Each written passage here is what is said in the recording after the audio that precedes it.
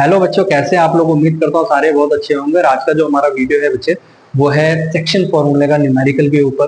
कल हमने करा था डिस्टेंस फॉर्मूला और उसका न्यूमेरिकल, है ना। तो मेरा मेरा प्रयास था कि आपको बहुत आसान भाषा में समझा सकूं। तो उम्मीद करता हूँ कि आपने वीडियो भी देखी होगी और उससे आपने समझकर न्यूमेरिकल भी किया होगा।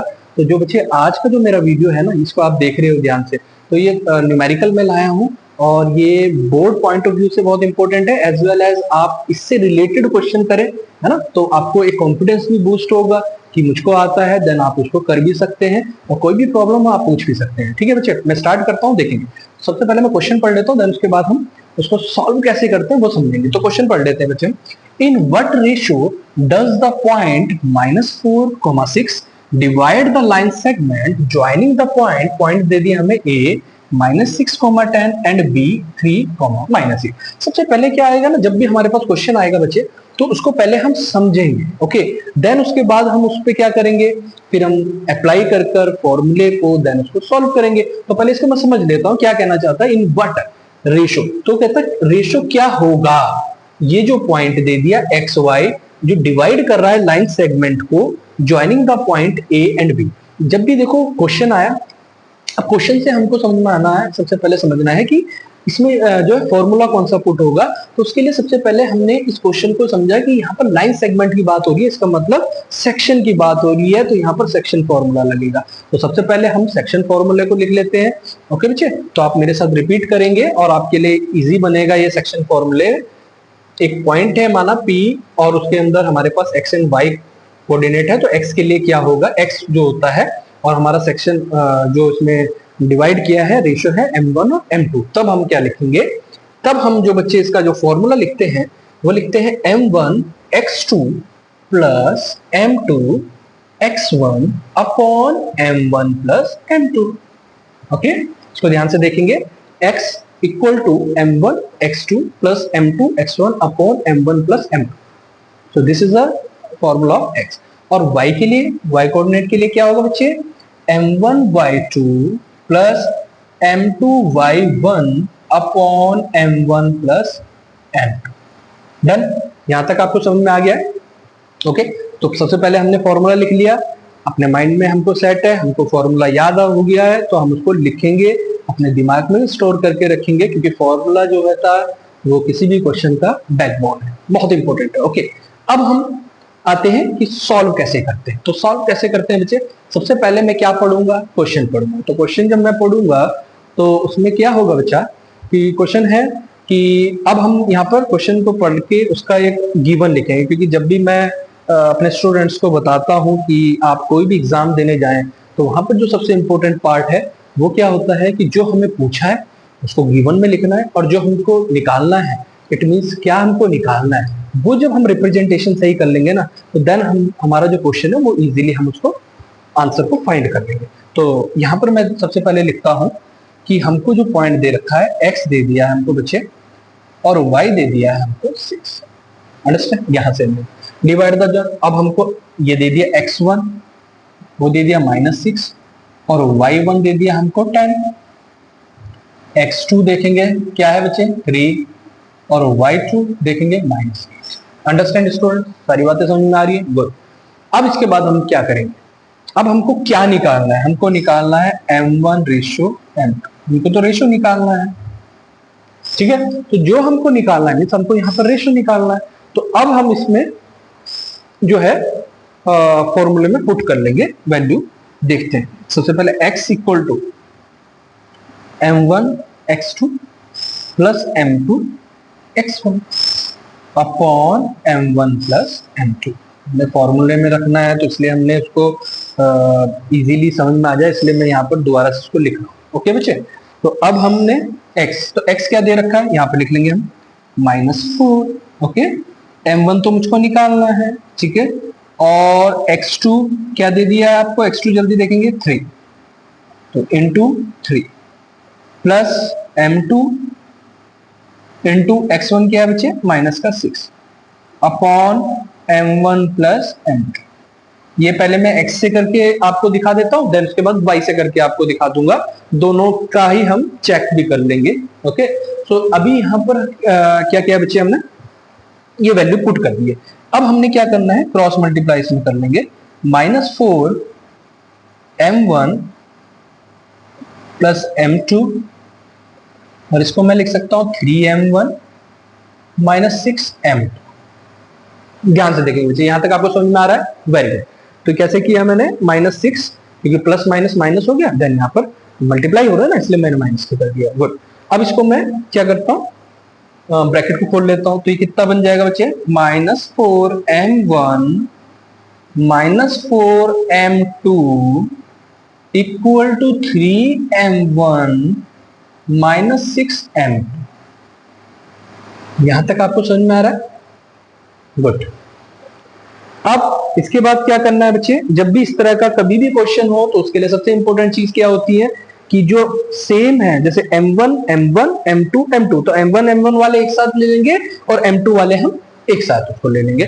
ठीक है बच्चों, गुड। तो मैं यहां पर कर लेता हूं इसको कि आपको इजीली और क्लियर समझ में आ जाए। तो ये कितना आ गया देखिए, -4 ऑफ m1, इसको इधर ही रहने देते हैं और m1 को इधर ले आते हैं, -3m1। ठीक है, -3m1।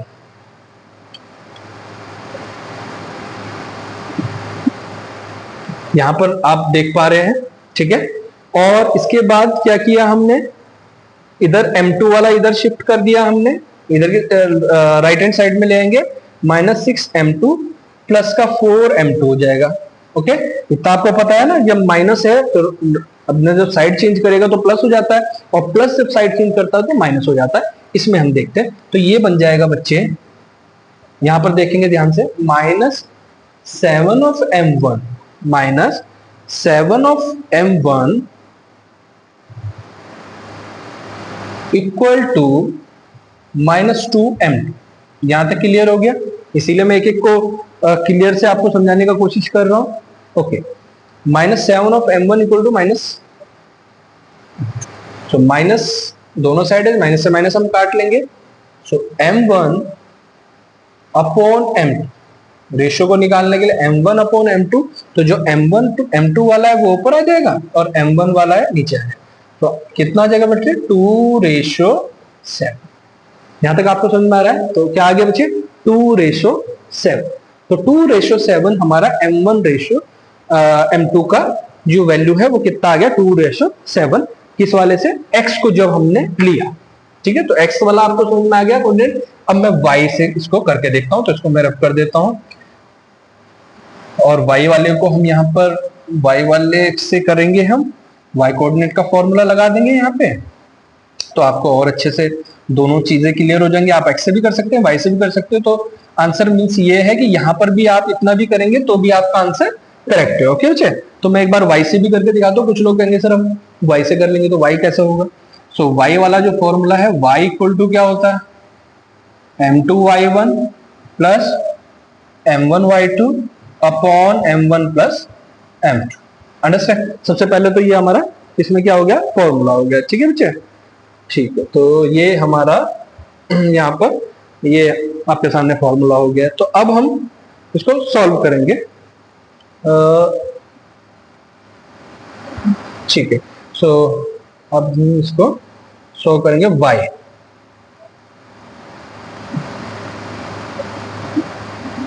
सो यहां पर क्या होगा बच्चे, अब y की वैल्यू निकालनी है, y इक्वल टू m1, आपका m1 हो गया y2 plus m2 y1 upon m1 plus m2। Okay, ये वाला जो है फॉर्मूला यहाँ पर हम पुट करेंगे, y equal to m1। m1 क्या है बच्चे, निकालना है मुझको, y2 क्या है -8 प्लस m2 निकालना है, y1 क्या है बच्चे 10 अपॉन अपॉन कितना होगा m1 प्लस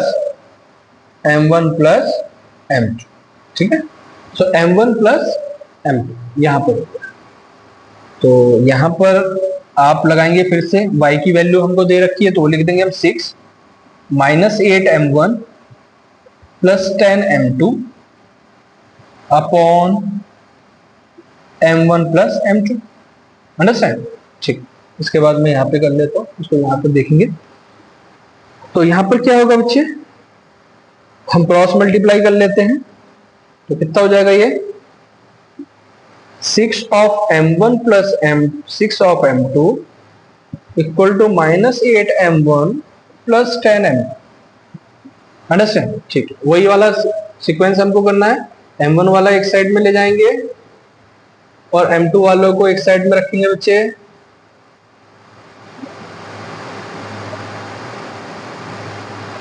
तो ये आपका कितना हो गया 14 of m1 equal to 4 of m2। ठीक है जी। So m1 upon m2 equal to कितना हो गया बच्चे 4 अपॉन 14। 4 अपॉन 14 को काटेंगे 2 अपॉन 7 आएगा ना। So m1 ratio m2 equal to 2 ratio 7, मतलब 2 रेशो 7। तो सेम सीक्वेंस आ गया ना, 2 रेशो 7 इधर आपका y वाले से भी आ गया हो, 10 वाले से भी हो गया, तो आप दोनों से इसको कर सकते हैं। ओके बच्चे, तो ये जो क्वेश्चन है न्यूमेरिकल है, इसको मैं इसलिए बड़ा ब्रॉड वे में आपको समझाने का मैंने प्रयास किया कि आपको इजी वे में समझ में आ जाए। और आप जब सॉल्व करो क्वेश्चन को, क्योंकि सॉल्व करना ही मैथमेटिक्स में सबसे टफेस्ट पार्ट लगता है स्टूडेंट को, तो उनको आप आसानी से कर सको और ये फॉर्मूले पुट करके और आप जो गिवन है इनको पुट करके इसको सॉल्व कर सकते हो। ओके बच्चे, तो आज के लिए मैं इतना ही रखता हूँ। आपको कोई भी डाउट हो, कोई भी आपको प्रॉब्लम हो, आप पूछ सकते हो और किस तरह से आपने करना है। और मेरा जो आपकी जो ड्यूटी बनती है बच्चे, वो यही बनती है, मैं आपको यही कहूंगा कि आपको घर पे जरूर करना है, because self study is the important study. Okay, बहुत इंपॉर्टेंट है, सबसे इंपॉर्टेंट ही होता है सेल्फ स्टडी। आप कोचिंग ऑनलाइन ऑफलाइन जो भी आप कोचिंग ले रहे हैं, वो इतना इंपॉर्टेंट आपके लिए सपोर्ट के लिए है, आपको टेक्निकली बड़ा इंपॉर्टेंट है आपके लिए। बट जो आप देखेंगे, जब तक आप प्रैक्टिस नहीं करेंगे और अपने आप से तैयारी नहीं करेंगे, तब तक कोई भी फायदा नहीं मिलेगा आपको।